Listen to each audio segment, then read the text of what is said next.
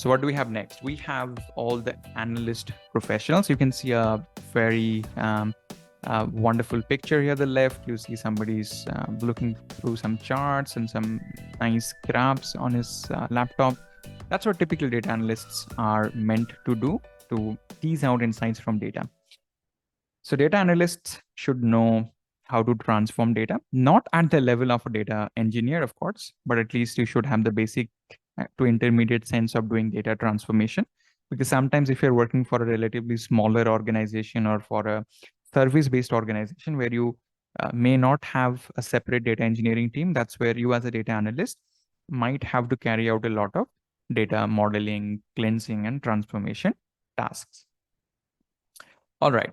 Next up is data modeling. This is super, super important. Modeling is the first step, often the first step for data analytics. So once you have the raw data, you have to know how to model it as per the use case, the data at hand, and obviously the kind of analytics that you're trying to chase. And after that, the next two are the most obvious ones. You are a data analyst. You obviously need to have the skill of data analysis. You need to know how to analyze data and how to do that on a visual infographic manner so that it's not only easy for you to spot trends, behavior, insights, but it's also a lot more easy to share that in a visualized format rather than sharing just dump of data like an Excel sheet. Nobody wants to do that, right? Okay. And then finally, this is again something that is not mandatory, but is a great skill to have. And this is a skill that gives you that X factor, that boost to stand out from the rest, which is the skills of data presentation and data storytelling. If you can present with data, if you can create a story with the data after your analysis, and if you can present that in front of stakeholders, oh boy, you would be loved by everyone.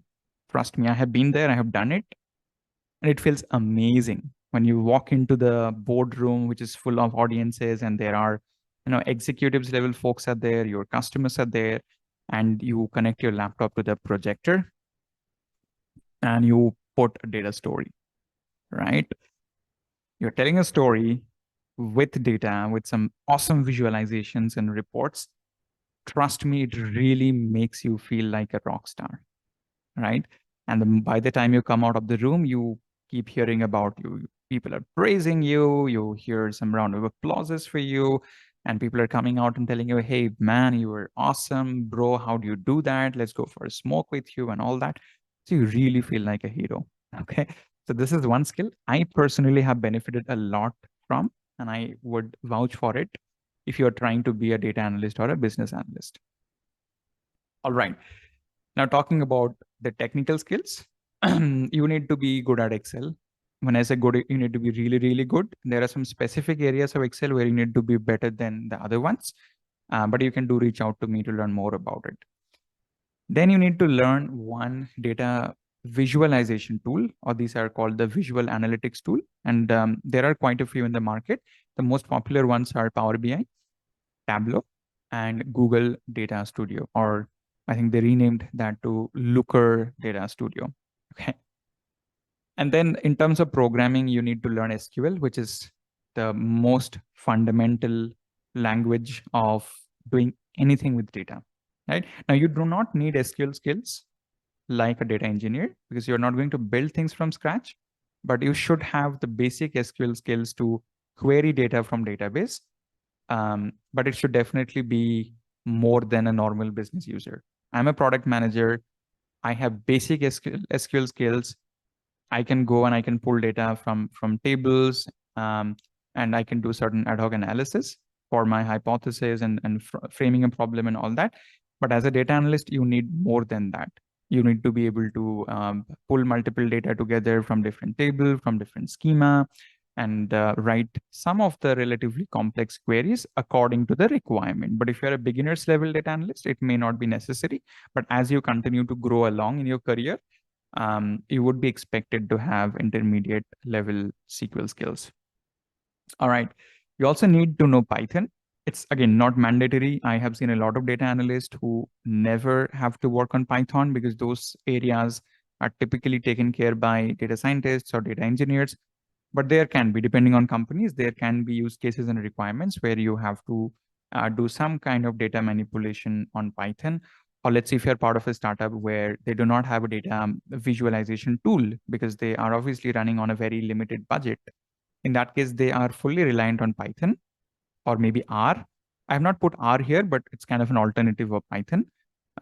So yeah, startups who have limited budget, if they do not have a tools like Tableau or Power BI, then chances are high that you would be asked to create data visualizations and reports using certain libraries of Python. Those are not rocket science. You can pretty easily learn them. So, but yeah, it's a good skill to have in your arsenal.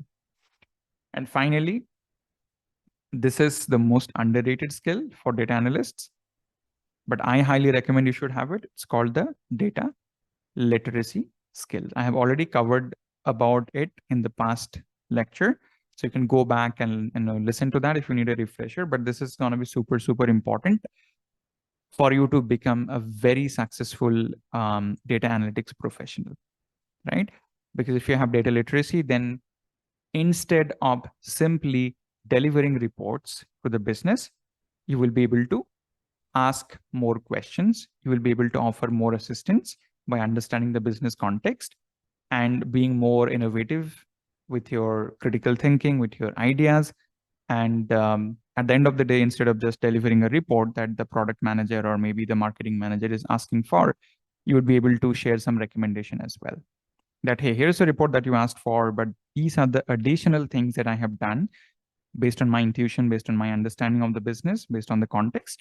And while this was the initial ask from you, I would recommend, or I would suggest, or I would think that if we take a slightly different route, or maybe if we add some other data on top of it, then it would give us a better picture, or maybe it would give us a better way of solving the problem, right? That's the kind of skill that, trust me, we all look for. That is something I'm always trying to tell and empower to all the data analysts, all the business analysts that I'm working with. But ideally, that's what you should be doing by yourself. It should be more of a proactive approach. So please, if you are a data or business analytics aspirant, please spend some time and learn about data literacy.